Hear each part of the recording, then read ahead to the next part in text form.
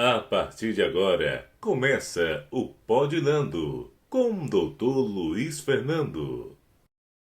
Bom dia, acorda menino, chama os cachorros, chama os papagaio, porque minha produção me falou no último podcast que eu tenho que chegar gritando, tenho que chegar escalando, aí dessa vez eu fiz igual a Ana Maria Braga. Performando. Não, performando não, o programa está começando de manhã, então a gente tem que fazer minimamente respeitando o horário. Então dê um bom dia. Bom dia, meu povo. Bom dia, Nando. Bom dia, Nando. Tomou seu cafezinho? Tomei, tô maravilhoso. Oh. Não tão bem quanto você, mas tô bem. Não, você não tá, você é maravilhoso. Olha o sorriso da produção. Adoro ele. Ele disse que quer me inserir nesse ramo. Vem com a conversa bonita, tá querendo que eu vá pro Hub de Salvador. Eu só fiz um podcast. Você tem futuro, tem futuro. Ó como a gente tá alinhado. Eu falo, espera, você responde. Eu não estudei comunicação igual você na UFBA, mas eu aprendo com você o tempo inteiro. Você percebeu que a gente não tá tendo briga na confusão, na comunicação? Você fala, eu falo, vá. É assim que começa? É assim, então vamos continuar assim. Ô, meu irmão, é um prazer. Hoje eu tô aqui, começou ao vivo aqui. Não, eu tenho que falar com as duas câmeras. Você tem que entender que o mundo não se resume só ao podcast. Tem a galera do ao vivo aqui que tá acompanhando no meu celular, no celular de Bruno também. O que é que acontece? Hoje temos a presença aqui de nosso, eu posso falar assim, né? Um amicíssimo, uma pessoa que, antes de qualquer coisa, confiou, acreditou em mim. Eu lembro de, quando eu estava no processo, tive que trancar a faculdade. Quando eu retornei, uma das pessoas que eu acionei foi ele. Fui conversar ali no PAC da Garibaldi ali, Ondina, né, que fala? PAF de Ondina. E aí eu sentei, Bruno, rapaz, é o seguinte, tranquei a faculdade, tô querendo voltar. E tô vendo que você tá advogando, tá ganhando dinheiro aí. Advogando não, que não podia na época, desculpa. Estagiando. Exercício é legal da profissão, pô. Exercício legal, não pode comprometer. Não. Mas você tava no caminho certo. Não fazia captação de cliente, isso eu posso provar. Organicamente as dúvidas chegavam até você e você dava o devido tratamento. Isso me inspirou. Direcionando para um advogado. Exato, um advogado que tinha a sua OAB registrada e que você, num processo de aprendizado também, porque assim, tirando a parte da brincadeira, naquele momento ali você, de fato, já começava a se encantar com a advocacia e você levou isso para a vida, não foi? Levei. Eu me lembro perfeitamente dessa conversa. Você com seu drama, que é natural, manda mensagem, preciso conversar com você. E aí, urgente. O pânico já... E ainda tem isso, né? Sempre com o elemento urgência. O pânico já bateu, rapaz, vem alguma bomba aí. Esse cara tá querendo conversar assim, sem mais nem menos. Vou eu pro PAF, a gente sentado na mureta, horário de almoço, conversando. E falando sobre essas experiências profissionais. Eu já tinha algum tempinho de estágio, sim, algumas demandas que eu tinha escrito para advogar em causa própria, com a assinatura desse advogado, Felipe, meu amigo, amicíssimo. E acho que essas experiências aí geraram um bom início na vida profissional, na advocacia. E tendo aí seu apoio, inclusive como a primeira sociedade que eu tive... Vamos chegar nesse ponto. E qual foi o motivo do fim? É isso. Nem amor que não é pra vida toda, não. Mas continua se amando. Vamos lá. Sim, me conte aí um pouco desse período. Porque naquela época, por exemplo, eu percebia que você já tinha uma prática, né? Então você teve um período que você estagiou também no Fórum Rui Barbosa, você já tinha esse relacionamento com o advogado de estar ali, acompanhar uma audiência, ver um acompanhamento de um cliente, fazer uma triagem inicial, entender o problema. Isso, de fato, contribuiu efetivamente para o que você pensou enquanto profissional, que assim, tem muita gente nesse primeiro momento, principalmente na universidade, que dá uma gama de possibilidades. A pessoa não sabe ainda se quer concurso, se quer ter um escritório, se quer trabalhar junto a uma sociedade de advogados. Nessa época você já tinha definido que você queria advogar ou ainda você pensava em outras possibilidades? Eu não tinha definido, não, velho.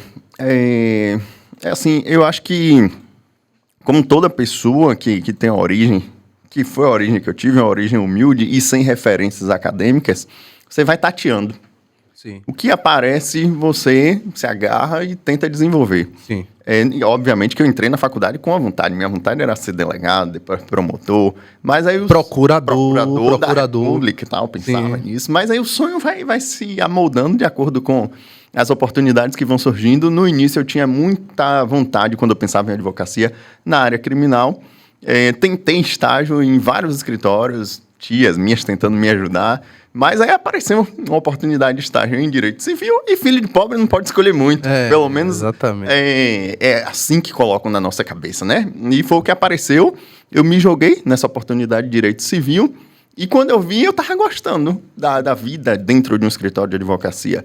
Ganhei essa primeira oportunidade, fui para uma outra, no outro ramo também no Direito Imobiliário, até que estagiei também no Fórum Rui Barbosa, em uma das áreas de Fazenda Pública, e percebi que me jogar para a vida prática da advocacia, escrevendo, pedindo retornos, essas referências que os advogados, o próprio juiz com o qual eu estagiei, me davam, são referências e foram referências essenciais, porque a vida prática de quem quer advogar precisa começar desde cedo. Você precisa começar a se articular para poder desenvolver um futuro.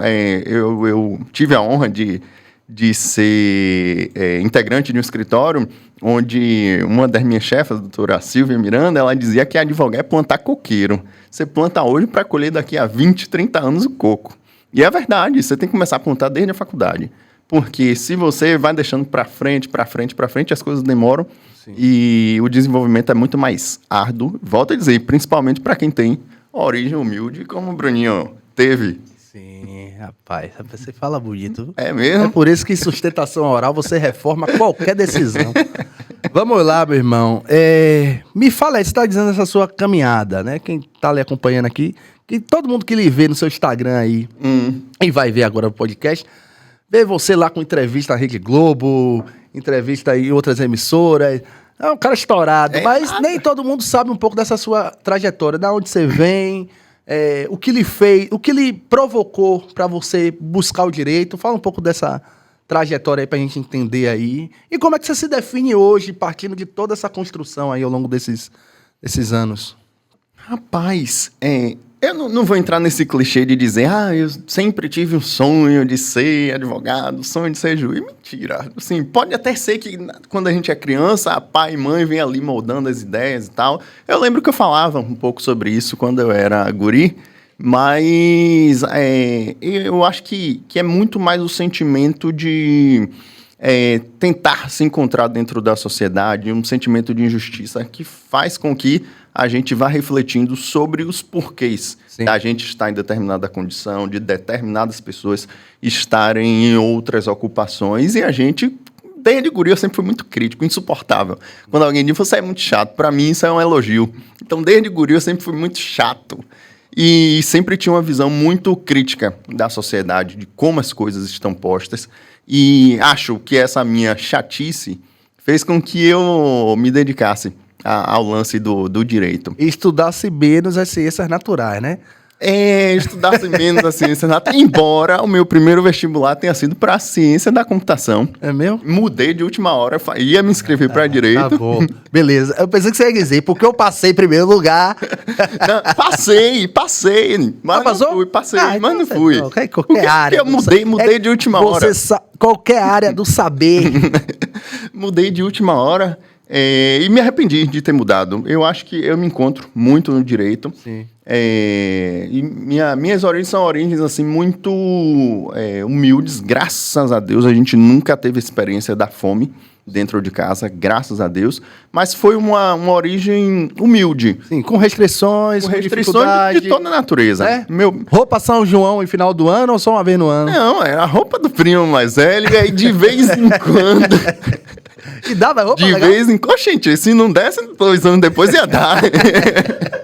O primo só dava uma roupa massa, né?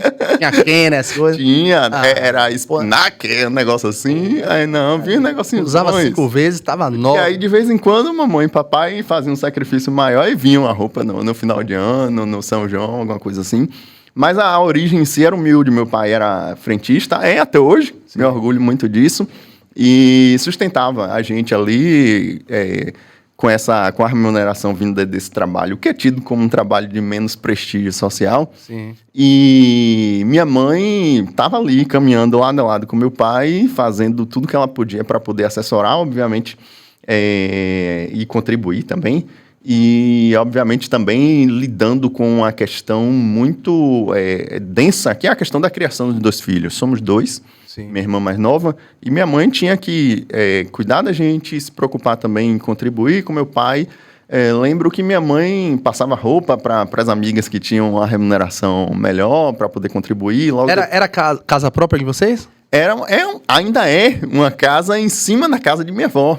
Olha o direito de laje. O direito de laje já vem daí. Casa essa de minha avó? Você agora tá explicado da onde veio essa ânsia dele por justiça. Não, e digo mais, casa essa de minha avó que foi comprada no conjunto habitacional da Urbis. Que é isso, hein, velho? Tá tudo ligado, tá tudo ligado. Tudo conectado, interligado. As ODSs da humanidade. E aí, rapaz, era a laje, efetivamente a laje, com um quadradinho com 4 cômodos para 4 pessoas. Quando chovia, eu brinco sempre com isso, quando chovia, só não molhava em cima do sofá e da cama. Que era onde... Porque não pode perder o móvel. Não. Mas era panela, vasilha espalhada na casa toda em cima, para conter as goteiras. Uma sinfonia. Uma sinfonia. Uma sinfonia. Toque. E aí, rapaz, minha mãe também, logo depois fez um curso de cabeleireira, fazia cabelo no quintal da casa de minha avó, a clientela da comunidade ia lá. Então, assim, era um negócio que sempre foi de muita batalha do dia a dia. E aí, no final do ano, quando meu pai recebia o 13º, minha mãe conseguia fazer uma demanda maior de cabelos, vinha uma grana extra, botava um piso no quarto, piso no outro quarto no outro ano, uma porta que saía aqui, uma porta que saía ali, e as coisas foram se desenvolvendo, mas embora a gente tivesse essas limitações financeiras, algo que sempre foi muito prioritário lá em casa foi a educação. Sim. Educação de base, meus pais se viraram. Estudou escola pública? É isso que eu ia falar. Meus pais se viraram. Eu não sei como, essa é a verdade. Eu não sei como, mas meus pais conseguiram me manter num colégio particular de bairro até a 4ª série. Teve um ano que meu pai ficou desempregado, era a 2ª série, 1996, o ano da morte de Leandro, me recordo. Foi esse ano eu estudei em colégio público, porque as coisas apertaram muito. E depois eu voltei para o colégio particular, onde fiquei até a 4ª série. E aí, com apoio de tias, de avó, minha avó, Maria maravilhosa. Eu tava esperando por ela.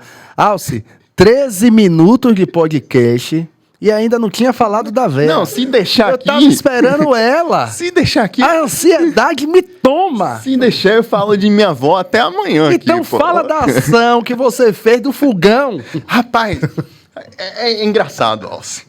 A primeira demanda, uma das primeiras, envolvendo direito, que eu levei para esse advogado que eu falei, Felipe, foi envolvendo um fogão de voinha. Minha avó comprou um fogão inox. Com o maior sacrifício do mundo, imagine o fogão inox naquela época tirava onda. Naquela época, porque ali pobre ainda, com fogão inox. Naquela época tinha a linha branca ali, quem tinha eletrodoméstico ainda tinha fogão branco. Quem vinha com alguma coisa inox, não. Geladeira inox, tava ostentando, velho. Era tipo o Ser Rochelle da comunidade. E aí minha avó comprou esse fogão inox. Fogão inox, o próprio nome já diz, né? Inox, não oxida. E aí, de repente, começou a oxidar. Eu falei, não, minha avó... Pode ou não pode, Nando? Pode ou não pode, Nando? Fogão inox, chegar e com pouco tempo oxidando. Aí o que acontece? Aí eu falei, não, vovs, fique tranquila que a gente vai sair pro juizado do consumidor. Eu sei que a gente escreveu a petição, Felipe assinou, a gente deu entrada... E isso aí abriu uma porta muito, muito importante na minha vida profissional, porque eu consegui perceber que com uma dedicação mínima ali na escrita, levando um problema que era próprio nosso, um problema que poderia acontecer com minha avó, com minha mãe, na vizinha ao lado, geraria um resultado, Sim. como gerou. E a gente... Isso aí você tava em que semestre? Isso eu tava muito provavelmente no sexto, sétimo isso que eu ia semestre. falar, quinto, sexto por aí, né?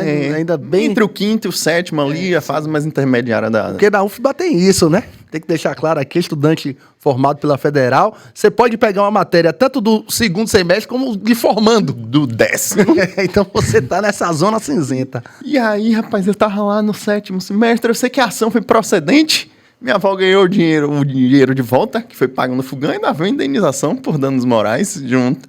Aí eu falei... Que maravilha, hein? Se com minha avó eu resolvo aqui, quando eu formar, eu consigo resolver do vizinho, do outro vizinho, do outro vizinho, isso vai gerar um rendimento. Com certeza, meu irmão. Eu vou aproveitar logo o embalo em relação a você. Eu lembro que naquela época também teve uma ação icônica, né? Que foi quando você estava ali naquele processo de realizar um sonho, inclusive, queria que você falasse disso, que para quem de fato vem de baixo mesmo, a realização de comprar um automóvel, uma motocicleta, às vezes até uma bicicleta, gera uma realização pessoal muito grande. E aí você foi naquela sequência ali de comprar um veículo que estava bem em evidência na época. 20, era um HB20. Inclusive, branco. Inclusive, Thierry fez até uma música pra você. Do seu HB20. Pronto, me fala aí. Rapaz, Esse do HB20 tem desdobramentos, tanto pra ele, quanto pro pessoal da própria empresa lá que ele adquiriu o veículo. esse da HB20 é engraçado. Minha avó... Sempre ela, tá vendo? ela, Que eu li sempre ela, sempre ela. Sempre ela. Quando eu entrei na faculdade, minha avó começou a pagar um consórcio. Era o consórcio pra ter um carro pra família. E aí... Ninguém na família tinha carro. Não, nessa época ninguém tinha. Meu tio, minha avó já estava tentando ajudar também meu tio. Mas nessa época, quando ela começou a pagar aí pra comprar o carro... Todo mundo na 11. Todo mundo na 11. Era na paletada. Sim. E aí, minha avó fez esse consórcio, foi pagando e tal. Aí chegou o momento que minha avó falou: esse consórcio aqui vai ser para um carro, você vai ficar com o carro. E aí eu me empolguei, né? Obviamente, eu já estava estagiando, fazia uns trabalhos... Quem tava pagando essa perereca era ela? Não, até então ela que pagava. Ela pagou uns 70% desse consórcio. E eu estava estagiando já, guardava o dinheiro do estágio, era uma meta. O dinheiro do estágio ia ficar todo guardado para poder pagar o lance. Sim. E aí, rapaz, também fazia trabalho de manutenção de computadores, porque... Fazia um trabalho, não. Você tinha uma empresa de manutenção, uma difusora aí de internet para tudo que era lado. Você quer me complicar? Não, tô brincando. Não era isso, não. Ele só fazia manutenção, formatação. Isso. Porque eu ganhei um curso, eu lembro, eu tava no ensino médio, em 2007, foi empresa lá, vender curso, fez o sorteio de uma bolsa. Deus é tão bom comigo que eu ganhei a bolsa. Deus é bom o tempo inteiro, velho. O tempo inteiro. Eu ganhei a bolsa, fiz o curso. E aí eu fazia manutenção com esse curso gratuito. Sei lá, 40, 50 reais a formatação. E conseguia me manter com base nas formatações, na parte de informática, enquanto o dinheiro do estágio eu guardava para comprar o carro. Até que juntei uma graninha, 12 meses de estágio, dei o lance e, contemplado, me empolguei em 2013. E aí o que foi que aconteceu? Me diga aí agora. Me empolguei com a propaganda da Hyundai. HB20 branco, 2013. Fui comprar demanda grande. Eu lembro que a gente chegou na concessionária a contemplação do lance já estava resolvida. Chegamos em dezembro de 2013 para poder... Certo que já ia sair dirigindo. Não, o prazo é 2 meses depois, que a demanda está muito grande, você vem aqui pegar seu carro. Final de janeiro tá aqui. Rapaz, eu esperei por esse carro inicialmente 3 meses. E teve uma onda que foi muito interessante, porque na época que eu fiz a compra... o imposto estava zerado. Quando o carro chegou, o imposto não estava mais zerado. E eles quiseram, chegou muito tempo depois do prazo, eles quiseram que eu pagasse. Mais conhecido como quiseram empurrar. Quiseram empurrar. Aí eu falei, não, gente, não atrasou por minha culpa, eu vou pagar o imposto. Eu sei que entrou numa briga e eles falaram, então a gente não vai lá entregar o carro. Me mandaram um telegrama dizendo, olha como... Notificado extrajudicialmente, como você não veio pegar o carro por mera liberalidade. Desídia do consumidor. O contrato tá resolvido. Vamos devolver seu dinheiro. Eu falei, é mesmo, rapaz? Como é que você me manda uma notificação hoje, sendo que ontem eu tenho um comprovante que eu falei com você pedindo o carro? E aí a gente foi para o judiciário. consegui Se socorrer ao me judiciário. socorri no judiciário. Eu falei, excelência, tô sofrendo um abuso. Procure quem está te abusando. Procure quem te lesou. Piada interna. Eu sei que a gente deu entrada no processo, eu consegui a procedência da demanda para comprar o carro no valor de 2013, de dezembro de 2013, sem pagar imposto, sem nada. Indenização interessante. Ainda tentei negociar antes da fase recursal. Falei, olha... Porque a gente precisa entender o seguinte. Às vezes o consumidor, ele não quer só dano moral, não. Ele só quer resolver o problema dele. Problema. Ele só queria o carro, que era o sonho dele, o sonho da família. Só que o desgaste foi tão grande, que gerou tudo isso. Gerou. E depois o pessoal da própria concessionária fez o que com você? Não, depois eu cheguei lá, depois já com a procedência certificada, sem nenhuma discussão, decisão imutável, o pessoal, não, rapaz, dá seu contato aí pra você advogar pra gente. Eu quero que você advogue pra mim. É brincadeira um negócio desse, Alcio? Alcio só dá risada. Fala alguma coisa aí no microfone, rapaz. Rapaz, que preguiçoso, velho. Tá com sono, é? Parece que sim, viu? Ó, você fala demais. Eu falo muito. Fala muito, velho. muito. Aqui tem tempo, que tem contrato. Se eu passar, Ai, os caras Maria. empurram. Igual que vão tentar empurrar em você a questão do imposto. Aqui os caras querem empurrar. Ó, Fernando, você fez seu podcast aí, você fez um e sumiu. Agora, qualquer minuto a mais, tome aqui. É mesmo. Os caras é Você tá brincadeira. precisando de advogado, não? Você é o meu advogado eterno, constituído desde sempre. Você quer uma procuração para 60 anos? Eu não tenho. que eu vá até lá. Eu tenho. Você tem? Eu tenho. Deve ter. Eu devo ter. Você tá dizendo que tem, então você tem. Procurar Rapaz, nos arquivos do... Que do clima é escritório. esse? Que clima? Só faltou você fazer uma graça e trazer um sonho pra ele comer. Se o programa de manhã tem que... Eu prefiro um pastel. Pastel? É, de forno. Tá brincadeira. Não, é óbvio. O diabo tá ousado. Ó. Eu já passei muito Bruno, perrengue nessa 20 vida. 22 minutos. Já passei muito perrengue nessa Não, vida. Agora é minha é, vez você de, tá- ser, de ser insuportável. Agora você tá... Ó, esse homem aí, eu lembro... Último assunto, viu? Pra entrar no tempo, senão não entra. Quando a gente foi fazer a audiência, a primeira vez que fui fazer a audiência com o Bruno, eu já era advogado. E aí, Bruno sentou na audiência, porra, rapaz, terno todo organizado, pá, o cara chegou, pegou um diamante negro, velho. O cara pegou um chocolate, pá, abriu o chocolate, e aí começou, na mesa de audiência, comeu chocolate, pá. Eu vi, rapaz, esse cara é miserável, velho. Esse cara não tem medo de nada, não. E aí, ele nessa época, quando ele vinha... Eu era seu cliente, pô. Na verdade, não tava lhe acompanhando, não. Você tava jogando pra mim. Eu era parte autora. Viu que eu tenho procuração? Não, e tudo dele era... movimento pessoal da acionária. Não, é aí que a gente ganha. Pra botar o pessoal pra ficar tremendo. Aí ele pediu, pai. Eu falei, rapaz, acabou a audiência. Eu falei, pô, Brunão, rapaz, velho, você não passa um dedo de nervosismo. Ele, rapaz, onde, rapaz? Eu como chocolate, eu tô com nervoso pra pôr aqui. O chocolate é pra liberar glicose no E pra sangue. deixar o outro lado nervoso. Eu falei, rapaz. E fingir naturalidade. Do grego, estratégia. Aí eu fiz, velho, o cara pensa no chocolate. Pra quem olhar, pensar, pô, o cara tá muito tranquilo. Fiquei com isso na cabeça. Leva até hoje, se tiver até me seguir. Não. Ó, vamos lá. Você sabe que eu sou, né? A cabeça é caótica. Rapaz, tava pensando, fiz, pô, eu queria um tema, falar com o pessoal aqui, né?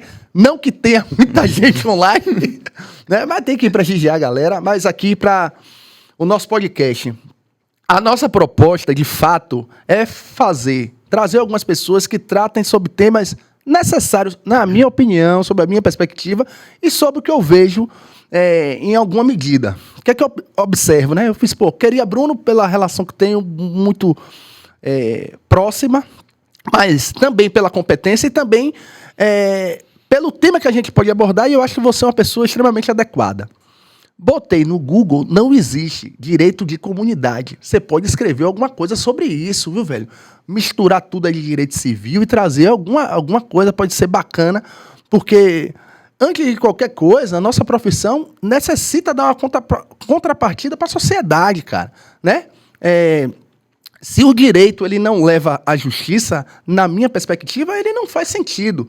Então, a gente precisa definir isso enquanto profissional, enquanto participante dessa sociedade que a gente tanto critica, que a gente tanto espera que ela modifique, mas essa mudança passa por uma postura nossa. Então, hoje a gente traz um tema sobre alguém que, de fato, tem lugar de fala. Bruno foi nascido e criado em comunidade de Salvador, região de Castelo Branco, Cajazeira, adjacência, digamos assim, né?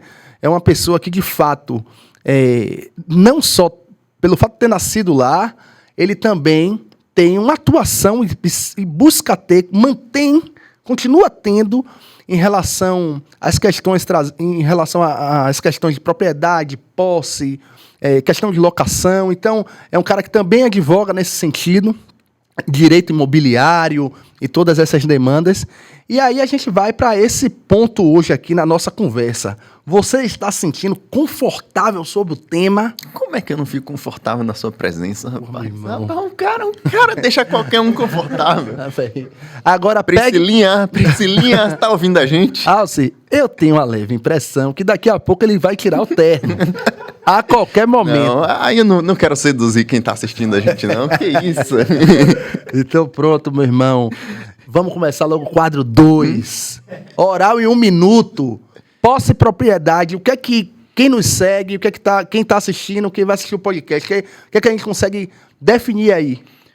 Primeira coisa que todo mundo tem que entender é que posse é uma coisa, propriedade é outra. Porra, vou bater palma. Bate palma aí. Rapaz, por isso que o nome é diferente. Pô, não tô esperando mais, meu irmão. Não necessariamente. É porque muita gente acredita que a dona porque está na posse. Tá vendo o pulo do gato? Você tá querendo ridicularizar os meus conceitos de diferença sobre o que é diferente? Fale, meu irmão. São coisas diferentes. Quem está na posse não necessariamente é o proprietário.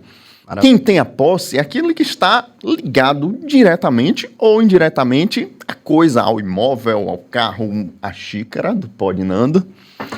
Eu tenho agora a posse dessa xícara, porque está comigo. Mas Luiz Fernando é o proprietário, porque ele é o dono. Quando eu sair daqui, eu vou ser o possuidor e o proprietário, porque eu vou levar a xícara.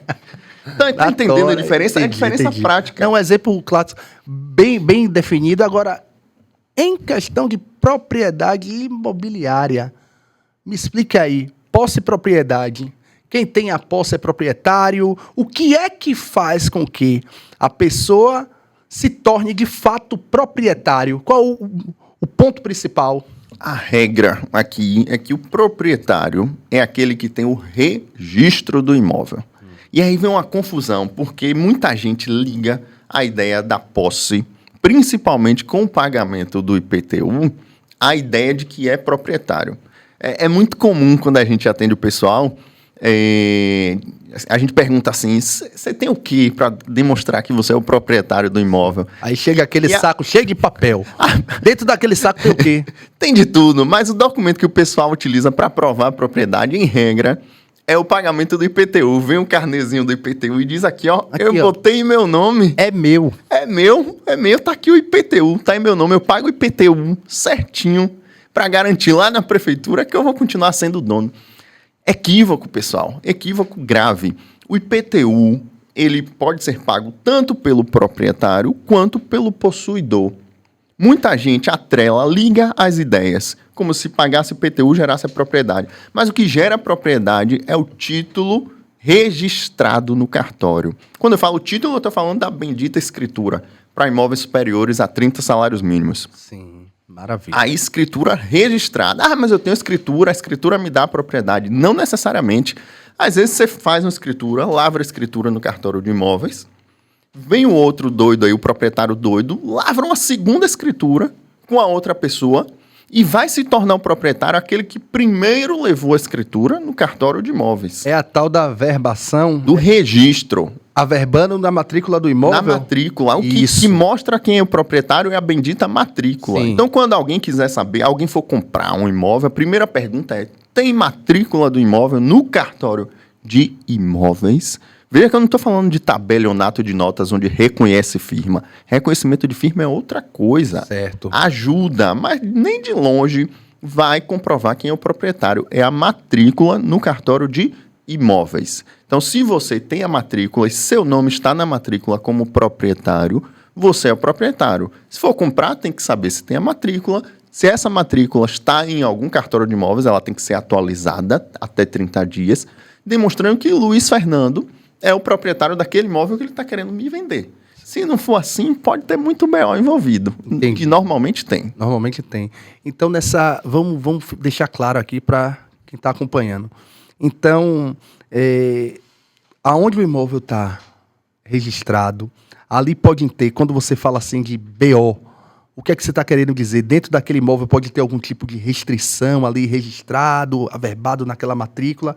Me explique aí para a gente entender melhor. Eu tô falando de coisa até mais básica. Sim. Quem está querendo lhe vender não é o proprietário, é o possuidor. Sim. Ele está lá ocupando o imóvel e ele vai lhe vender como se fosse dele. Porque muitas vezes ele está lá de boa fé também, acreditando que ele é o dono, porque ele paga o IPTU há 20 anos. Entendi. Como eu pago IPTU há 20 anos, eu sou o dono, e por ser o dono, eu posso vender a João, a José, a Maria. E aí, a confusão vem. Porque essa pessoa que é o possuidor não é a pessoa que está registrada na matrícula, no cartório de imóveis, como proprietário. Você está gastando dinheiro, botando dinheiro na mão de uma pessoa que não é a dona. Certo. E aí, quando você vai tentar regularizar esse imóvel, quando você vai tentar vender para um outro que tem uma instrução, conhecimento mais aprofundado, que lhe pede a matrícula, seu nome não está na matrícula e não tem condições de estar, em primeiro momento, porque você comprou de quem não é o dono. Comprou o gato por lebre. Fora isso, tem muitas outras É o tal do questões. quem paga mal paga duas Quem vezes. paga mal paga 2 vezes. Pode pagar até mais. Regra básica da faculdade, e às vezes 3, porque para tentar regularizar um imóvel com esse, vem custos cartorários, custos com registro, custos com honorários, com engenheiro, e aí a bomba vai aumentando, aumentando, e fora inúmeros outros problemas que estão em torno também disso. Se você compra um imóvel, aconteceu isso agora, ali na região da 29 de março. Certo. Pessoa- Aqui em Salvador. Aqui em Salvador, Certo. aqui em Salvador, o pessoal tava lá morando há 20, 30 anos pagando IPTU, achando que é proprietário. Vem o ente público e diz, vamos passar uma via aqui, precisamos desapropriar. E aí, quando você vai verificar na matrícula do imóvel, não é essa pessoa que está lá ocupando há 20 anos que está registrada como proprietário. Como é que o Estado faz para poder indenizar na hora de passar aquela via? Vai indenizar quem? Ao possuidor? Ao proprietário? O problema vem. Fora as outras questões também, banco às vezes vai gerar uma execução de uma hipoteca, de uma alienação fiduciária contra aquele imóvel ali, o imóvel está em garantia da área. E aí quando você menos imagina, está o banco tomando o seu imóvel, porque você comprou na mão de quem não é o dono. E quem realmente é o dono deu em garantia para o banco e quando você vê, você está com um problema na mão. Então, para comprar imóvel, pergunta básica, qual é a matrícula, em qual cartório de imóveis essa matrícula tá? Deu para entender? Deu para entender, sim, sim. Documento público também. Documento público. A pessoa que às vezes... O que é que eu observei ao longo dos anos, né? E observo ainda, inclusive. Que às vezes se criou uma relação assim muito nebulosa em relação às certidões, em alguma medida. Então, assim, algumas vezes eu vi alguém chegar e falar, não, é porque a pessoa está com a escritura do imóvel e está na mão dele e ninguém consegue pegar. Mas calma, peraí. Se esse documento é público, será que essa informação que chegou... Aí tem um pouco da cultura popular, de algumas questões, o acesso à informação, o acesso à justiça, faz com que você consiga desmistificar determinados assuntos. Se você for imaginar como você está tratando, para você está com o propósito de adquirir um imóvel, não é algo inimaginável que você consiga ter acesso à matrícula daquele imóvel, entender, em alguma medida, tem a parte mais complexa, né, do que está escrito, das questões das limitações, localização, mas tem, de fato, uma parte que é de leitura simples, que você consegue compreender se, de fato, aquela pessoa que supostamente é o proprietário, de fato, o é. Não é, Bruno? Eu vou pegar o gancho do que você falou aí, sobre o acesso à justiça, sobre o direito ter... só se concretizar quando realmente tem um retorno para a sociedade. Eu sempre fiz uma crítica muito grande sobre esse engessamento que a gente tem por trás das questões jurídicas e me parece que isso é feito muitas vezes para poder você Afastar.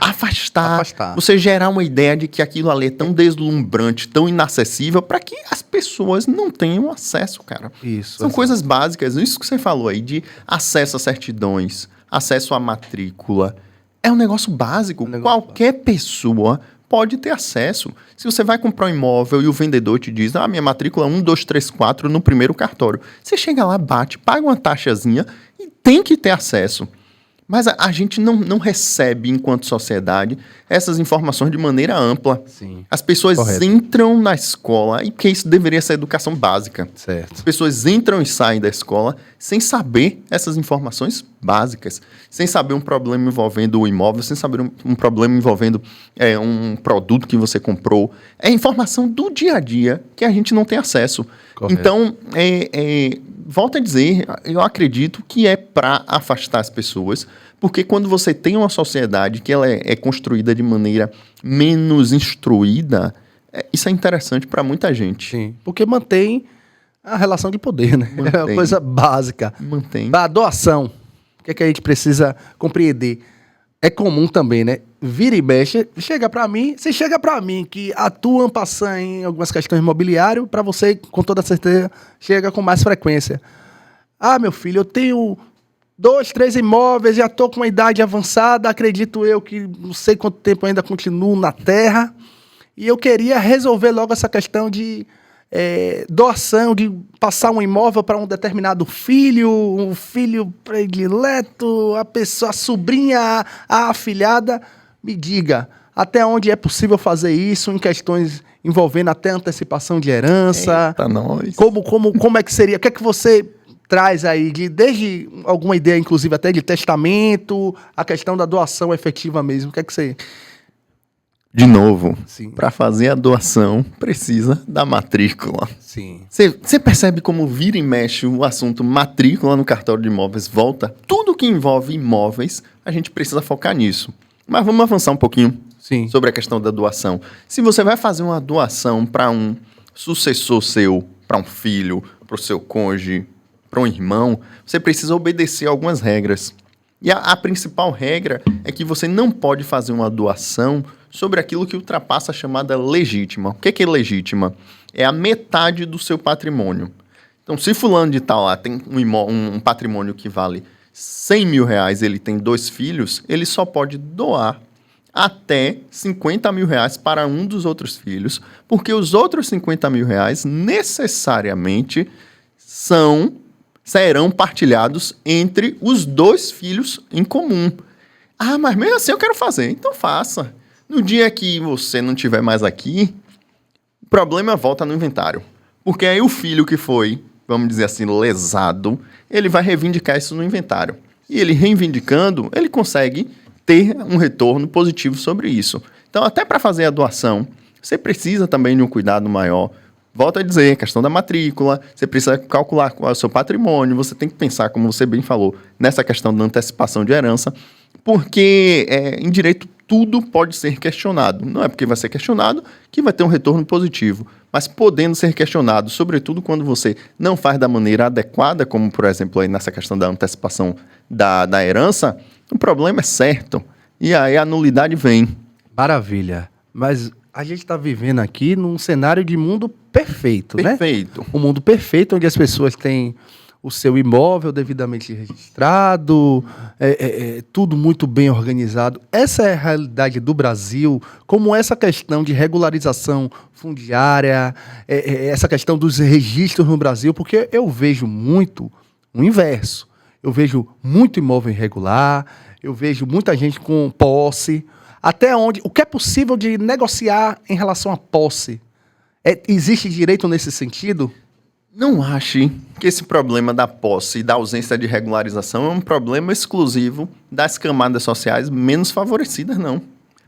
Não ache. É um problema que envolve pessoas que têm muito dinheiro, muitas vezes. As pessoas compram um imóvel totalmente irregular e, obviamente, quando você vai comprar um imóvel irregular, você negocia o preço cai, para tentar resolver mais à frente. Você está falando que rico tem imóvel invadido? Eu tô dizendo com todas as letras. Oi? Isso aí dá um corte bonito, hein, Alci? Vai, corta bonito assim, ó.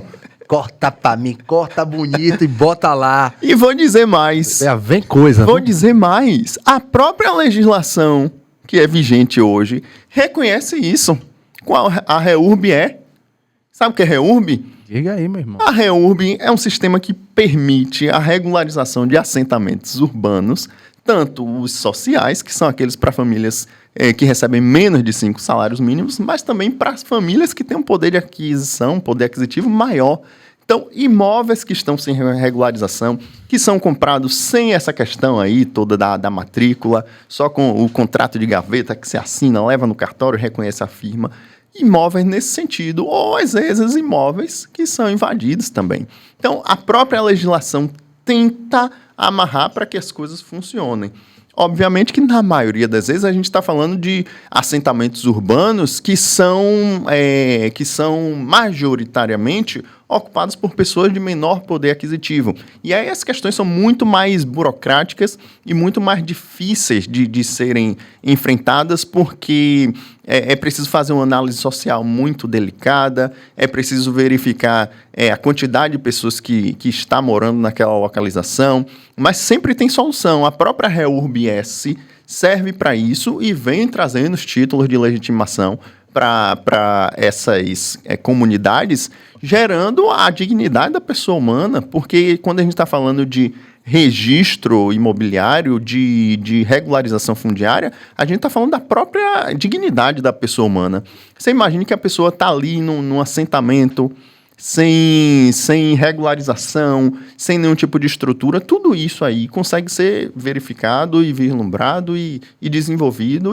Tem um viés, então, constitucional, né? Totalmente. O fundamento do acesso, do direito à moradia. O que é que você...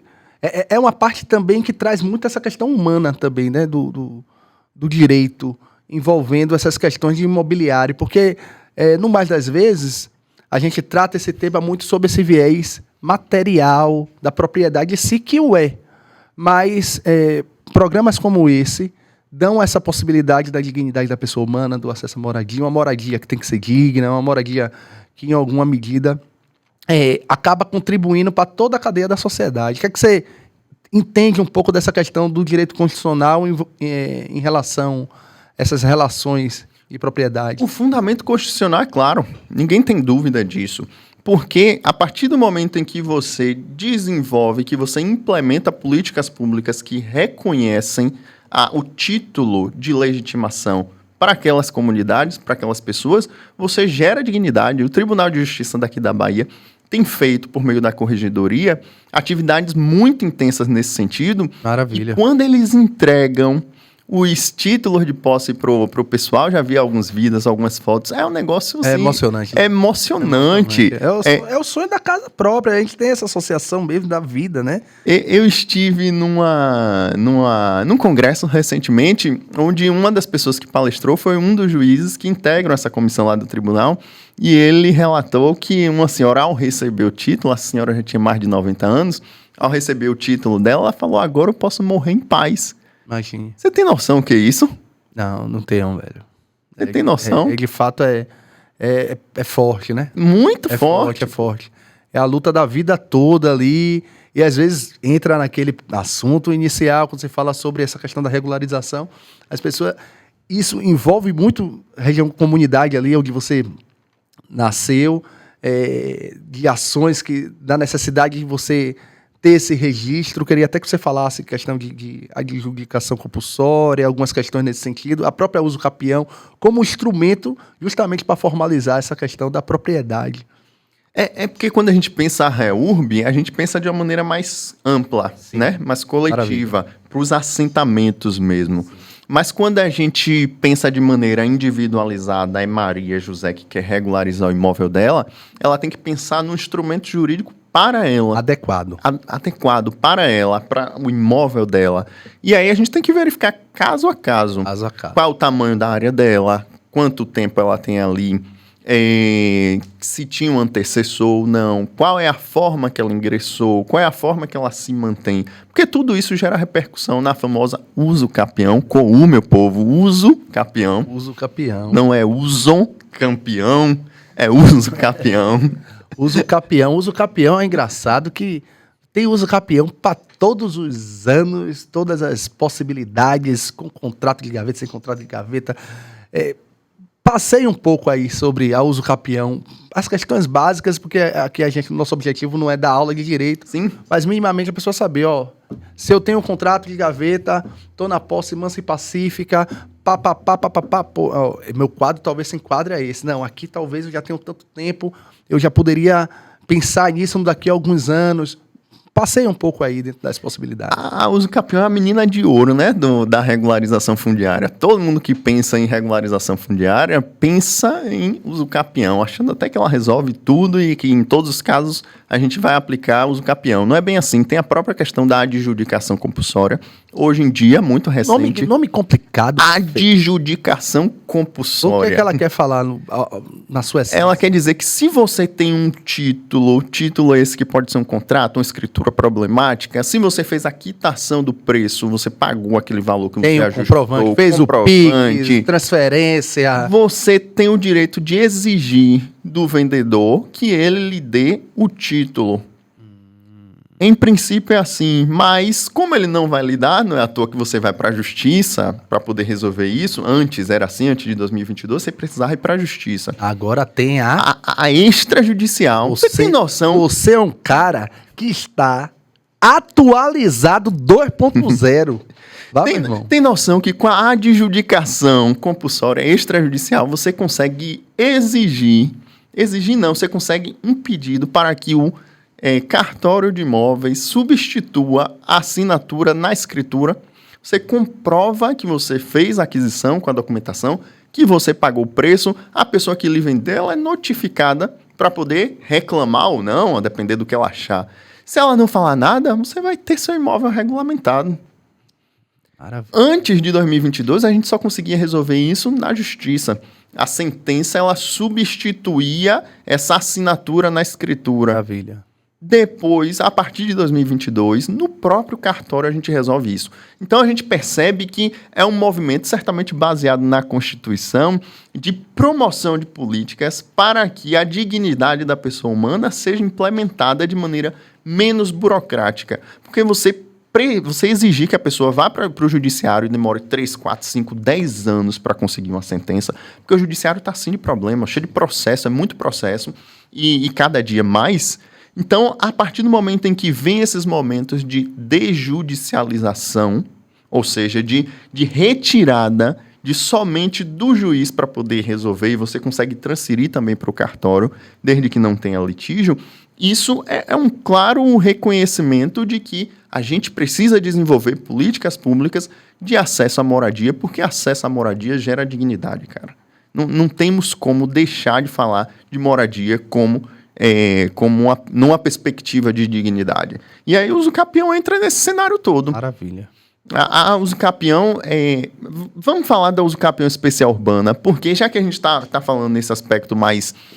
Cajazeira, social, bora. O foco agora, Cajazeira, Castelo Branco e região.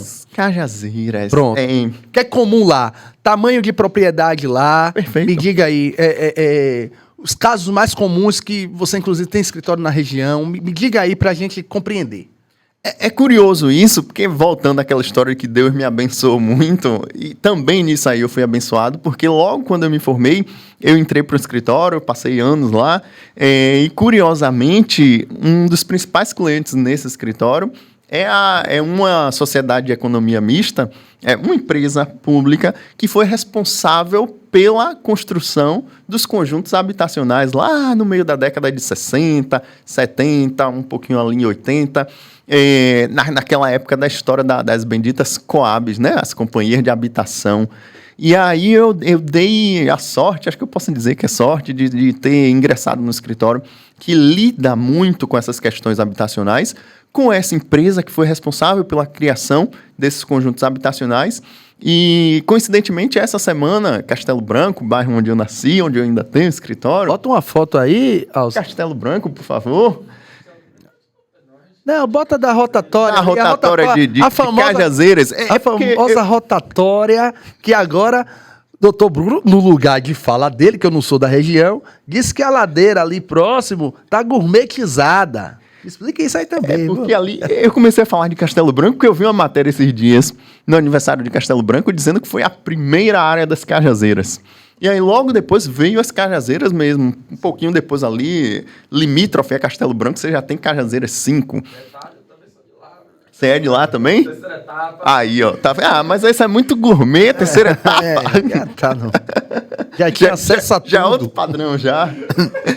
E aí, rapaz, esse processo de edificação de Castelo Branco, Cajazeiras e várias outras áreas dentro desses conjuntos habitacionais é muito interessante, porque o Estado, quando ele pensou em construir esses conjuntos habitacionais, ele reconheceu que a gente estava com uma problemática muito grande, que temos até hoje, mas que ainda era muito mais problemática naquela época, no sentido de não ter acesso para todo mundo. A gente tinha aquele problema ridículo das palafitas, por exemplo.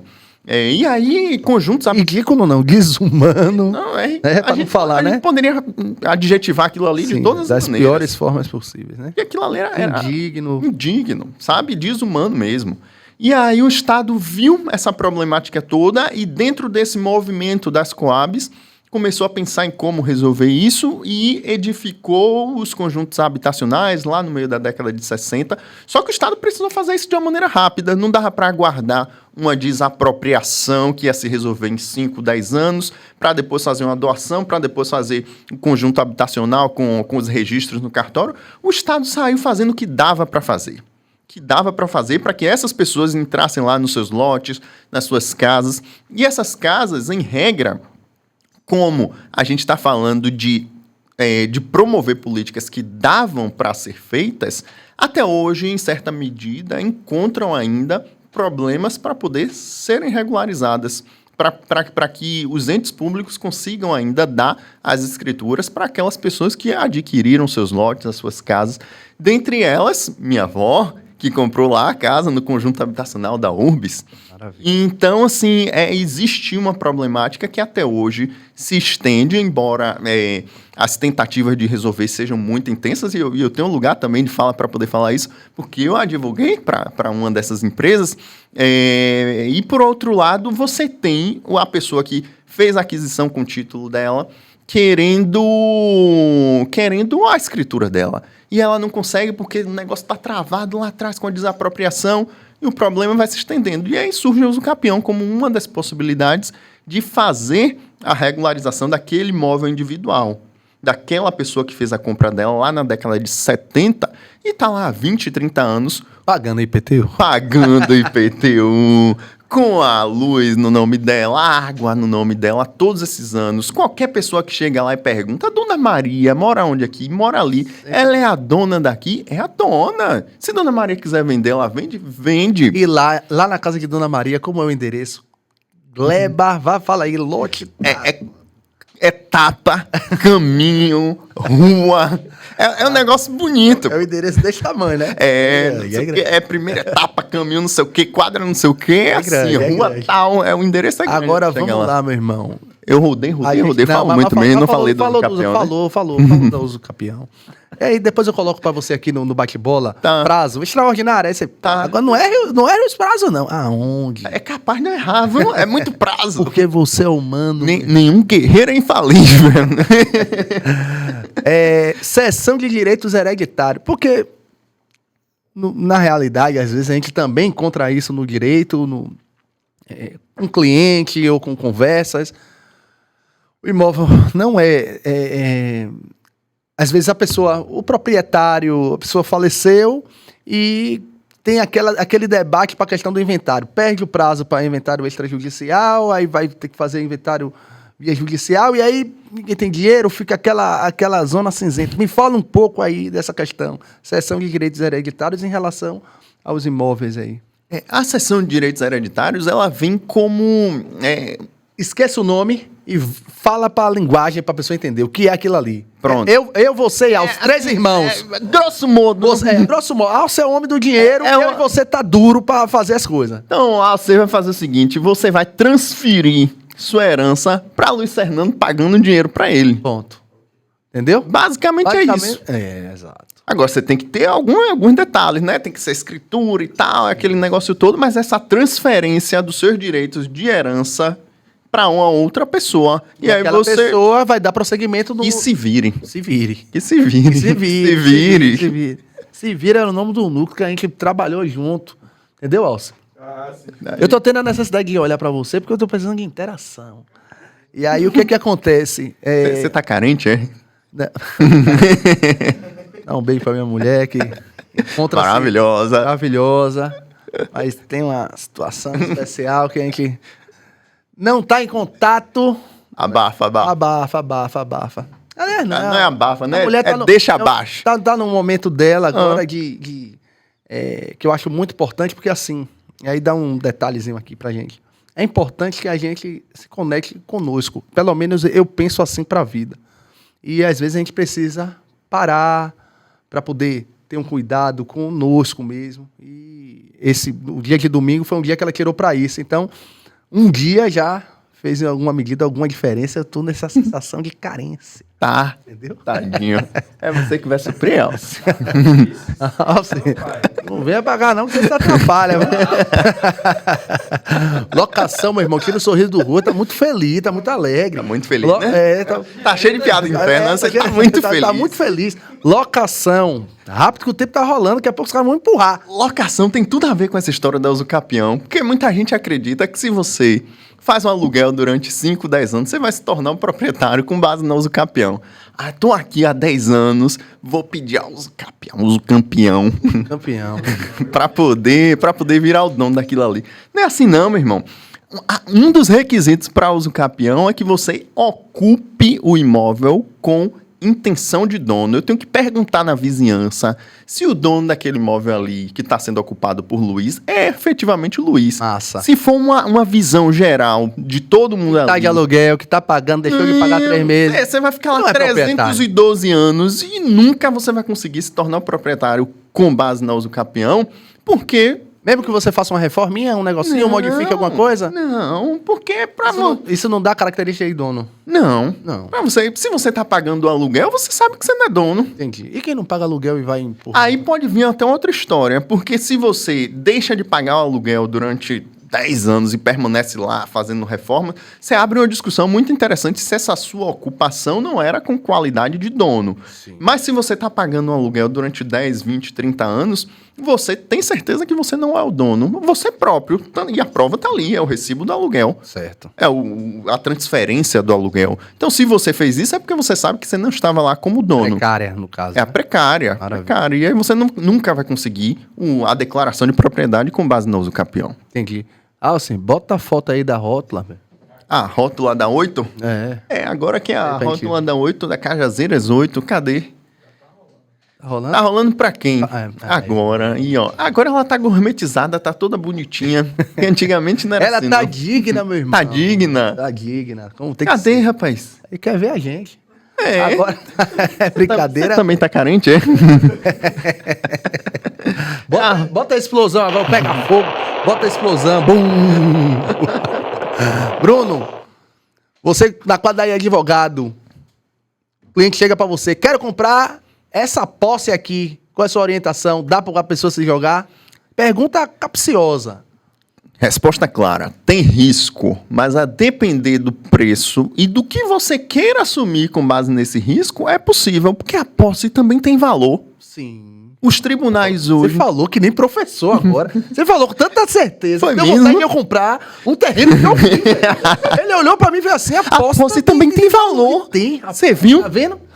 A posse também tem valor, cara. Isso é reconhecido pelos tribunais, inclusive para poder levar a posse para os inventários.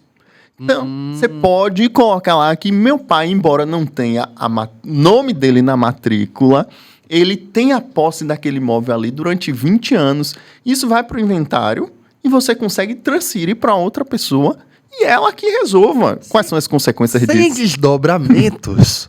Entendeu? E a posse de terra devoluta? É muita piada interna. Terra devoluta, vai, larga. Terra devoluta. O que é? Primeira coisa, básico, o pessoal entendeu. Tem uma questão muito histórica aí vinculada, mas terra devoluta é aquela terra que deveria ser de alguém lá na época das Seis Marias, aquele negócio histórico todo envolvendo lá, e ela voltou, e aí muita gente discute se é terra pública, se não é pública, se precisa demonstrar, se o ente público precisa demonstrar que ele realmente é o proprietário ou não. Mas assim, terra devoluta, em princípio, não vá, como diria a expressão bem baiana, não vá que é barril. Pode não ser? Pode. Principalmente porque os tribunais têm entendido que os entes públicos precisam demonstrar que a terra é efetivamente pública. Mas daqui que você vai ter essa tese sua acolhida num processo judicial, você já enfrentou muito problema e aí o custo talvez não valha a pena. Se você tiver muito dinheiro sobrando, pode ir, talvez valha. Se você não tiver, não vá que é barril. Ah, maravilha, rapaz. O cara traz... Você tá entendendo? O que é você trazer alguém uma pro lugar que fala... É uma multicultura, porque o passeio é no asfalto e na favela. Gostei. Multicultura. Ah, meu irmão, você é um fenômeno, viu? Rapaz, usa o capião indígena. Rapaz, você trouxe esse tema? Ô, meu irmão. É bom a gente falar isso, né? A gente, dia desse aí, dia Dos povos indígenas. Então, assim, é importante a gente trazer justamente esse tipo de tema também. Me diga aí, meu velho. É um tema muito interessante, porque existe também uma regulamentação específica para uso capião que pode ser promovida pelas pessoas indígenas, pelos povos indígenas. E aí a gente também tem requisitos próprios para isso. Desde que esse indígena ele esteja lá na posse, que o imóvel tem até 50 hectares, uma área, inclusive, bem interessante, sobretudo porque a gente está falando de áreas que, em regra, são preservadas. Os povos indígenas, eles preservam as áreas, daí porque... o legislador, a legislação garante uma possibilidade de aquisição por meio do uso capião de áreas que tem um tamanho um pouco mais expressivo, mas tem uma lógica jurídica por trás disso, jurídica, histórica, sociológica e antropológica e ambiental, porque o ambiental não é uma questão individual ali do indígena A ou B, o ambiental é mundial, é global. Correto. Entendeu? Então, quando você possibilita o uso capião de áreas maiores por meio da uso capião indígena, com prazos, inclusive, de 10 anos de ocupação, você está também pensando no coletivo. E a uso capião rural? O uso capião rural é a mesma lógica, só que aí a mesma lógica do tamanho de área, eu digo. Sim. Só que aí a gente parte também para a questão da produção, né? Sim. Se houver uma produção, porque são dois fatores que precisam estar associados. É a produção da atividade pela pessoa que está pedindo ou pela família da pessoa que está pedindo, associado com a habitação no lugar. Então, aí você já tem um aspecto que é econômico. Maravilha. Porque quando a pessoa está ali, você gera uma economia familiar, você gera a movimentação da economia nacional, e isso tudo é interessante para todo mundo. A gente tem que pensar sempre de maneira global. Se a gente ficar muito focado, fulano vai estar ali produzindo naquela área, o que é que gera de bom para ele? Não gera só para ele, não. Porque quando fulano ganha uma habitação, isso é bom para todo mundo. Quando fulano produz naquela área, isso é bom para todo mundo. A gente tem que abrir a visão. Com certeza, meu irmão. Então vamos para familiar. A familiar é polêmica. É polêmica porque tem aquela questão, né, do abandono do lar. Quando você abandona o lar, você pode ter o seu imóvel perdido em benefício daquele outro que permaneceu no imóvel. E a gente está falando de um abandono por 2 anos. Mas a polêmica surge porque o abandono precisa ser um efetivo abandono. Não é aquela história de, não estou mais feliz com você, vou me relacionar com outra pessoa, vou morar sozinho. Não é isso. Abandono é o cara que saiu para comprar um cigarro sem dar notícia e nunca mais voltou. É isso que é abandono. Sabe o que acontece, inclusive, em boa parte de imóveis na comunidade? É o cara que some e ninguém mais tem notícias. 10 anos depois, a família soube que ele está com outra família, em outro local, e aí ele abandonou efetivamente o imóvel. Ele tem contra ele a possibilidade de perder o imóvel em benefício de quem permaneceu ali. Maravilha. Rapaz, você tem domínio no tema. Segurança, meu irmão. Você é generoso demais. Que nada, rapaz. É um prazer. Eu acho que ficou bem claro aí para os nossos seguidores que vão nos acompanhar, o material que você trouxe aí para elucidar alguns temas. De fato, nosso objetivo aqui não é esgotar em questão envolvendo direito imobiliário. A gente poderia trazer algumas questões de locação comercial, é importante, mas de repente para um outro momento. Você que tem especialidade em direito civil, então a gente dá para passear também com o direito consumidor. Já fica aqui um convite, inclusive, para algumas outras questões. Direito desportivo, você que é auditor, né? Você poderia falar um pouco sobre sua atuação junto ao tribunal? Posso? Pode, meu irmão. Só dizer... Quando eu digo que você é generoso... É que você atua lá, como é que você atua lá?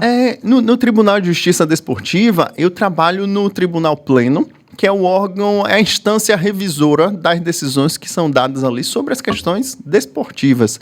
Então vem um cidadão lá futebol e outras áreas? Em regra, futebol. Não, porque você é craque, né? Você é camisa 10. É canela dura, rapaz, é tanta história. Meu pai, tadinho. Horroroso. Meu pai, tadinho. Horroroso. Meu pai fez de tudo, comprou caneleira, se empolgou. Já começou errado, era pra você jogar descalço. E aí quando meu pai passa, tá eu lá, sentado no golzinho, tomando bolada nas canelas. Não tem como. Mas aí a vida girou. O mundo não gira, ele capota. E termina Bruno discutindo questões jurídicas no Tribunal de Justiça Desportiva sobre futebol, onde a gente analisa, a gente julga, porque a nossa função é de juiz em uma instância administrativa, infrações administrativas que são cometidas por torcedores, por clubes, por integrantes das comissões técnicas, administrativas, e isso é muito interessante porque o judiciário não pode interferir em nossas decisões até que se esgotem todas as instâncias do Tribunal da Justiça Desportiva. Maravilha. É muito legal. Existe também uma questão de controle social, porque as decisões que são dadas lá no tribunal por nós, e graças a Deus, os 9 auditores que estão no segundo grau, no Tribunal Pleno, todos trabalham de uma maneira bem séria, bem comprometida. Maravilha. E o controle é bem interessante. Então pronto, rapaz. Teve o prazer de ter hoje aqui o Dr. Bruno Cone, um advogado com expertise técnica envolvendo direito imobiliário e muitos outros ramos do direito. Um prazer ter recebido você aqui, meu irmão. E desejo todo o sucesso do mundo, tá certo? Saiba que eu vou estar aqui sempre aplaudindo o seu sucesso. Você que é o meu advogado de sempre, da vida, tá certo? E nesse assunto que tratamos hoje, quem paga mal pode pagar 2 ou 3 vezes, ou às vezes até mais, e ter o cuidado envolvendo a aquisição de imóveis. Tem alguma consideração final aí para concluir antes que ele empurrem aí mais um negocinho? Minha consideração final é só agradecer a você. São 14 anos de vínculo, de amizade. Então, para um ano tem bolo, né? Você vai debutar. Eu tenho um orgulho muito grande de estar com você. Você fica tão desconcertado quando eu faço elogios, ele muda de assunto, joga qualquer coisa. Mas hoje você não tem pra onde fugir, não. Eu aprendi a sofrer, meu irmão. Não aceite nada menos que isso. Cara, isso balança comigo, de fato. Então, assim, é só gratidão a você. Você me orgulha muito. Gratiluz, gratitude. É sobre isso. Gratitudo. Valeu, meu irmão. Deus abençoe, viu? Valeu, viu? Obrigado. Pode ou não pode, Nando? Pode ou não pode, Nando? Um abraço. Seguir nossa página também. Tem que ser aí, ó. E aí? Alce abriu a boca, meu irmão. Finalmente. Mandou seguir o Instagram. Luiz Fernando, pode, Nando? Pode ou não pode? Pode ou não pode, Nando? O YouTube também, a gente tá com uma página.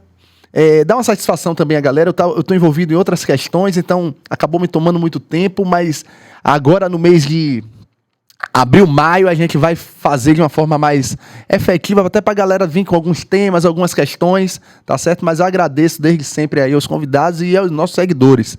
E a galera do BahiaCast, Alce, a fera maior, meu irmão. O homem é uma máquina. Um abraço, meu irmão. Tudo de bom, viu? Beijão. Tchau, tchau, galera.